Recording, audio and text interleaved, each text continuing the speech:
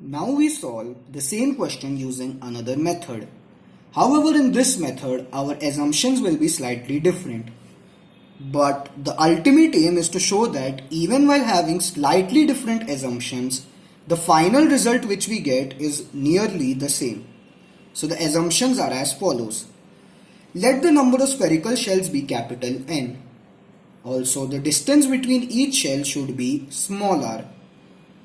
In a spherical shell, the distance between two adjacent nails will be negligible, as in they will be very close to each other.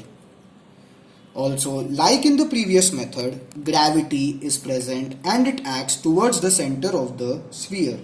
That is, every particle would try to go towards the center.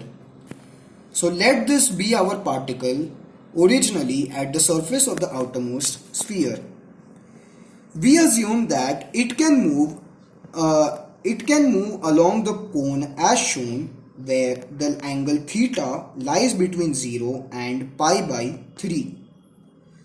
In the limiting case where r approaches 0, by r I mean the small r, that is distance between two shells, and n approaches infinity, we find that the base of this cone will lie completely on the surface of the inner sphere.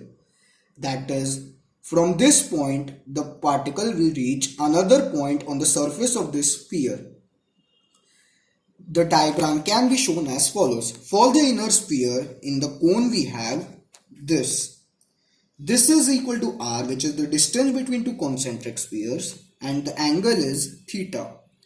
So we have this distance as r sec theta and the radius of the base of cone as r of tan theta. So probability of the particle going in an angle theta, wherein theta lies between 0 and pi by 3, is as follows. It is the area of circle into the width by total area, which is also as follows. 2 pi r tan theta into r sec theta d theta, which is equal to 2 by 3 sec theta tan theta d theta. Let the particle initially be at this position.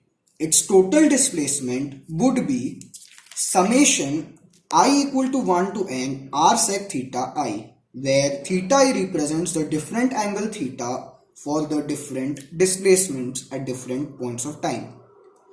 Thus, mean displacement would be capital N times average of r sec theta. This is because all these values are independent, and when averaged together, we would get the following expression. Now, average of r sec theta can be found out using the following integral. 0 to pi by 3 r sec theta into p of theta d theta. Only into p theta. Now, p theta we have already found out as 2 by 3 sec theta tan theta d theta, which is the following expression. Hence, integrating this, we get our final answer as r. Thus, the mean displacement as shown above is capital N times r. The mean square displacement can be similarly found out as summation 0 to pi by 3 capital N into r square sec square theta into 2 by 3 sec theta tan theta d theta. Evaluating this integral, this complete integral, we get that the mean square displacement is directly proportional to n square r square. That is, it is approximately equal to sum c dash n square r square. Thus, from both the methods, we receive almost the same answers. In the method 1, we got the mean displacement as capital NR from the initial point and the mean square displacement as 3n by 4 plus n square r square. In this case also we get the same. The mean square displacement is c dash n square r square. Thank you.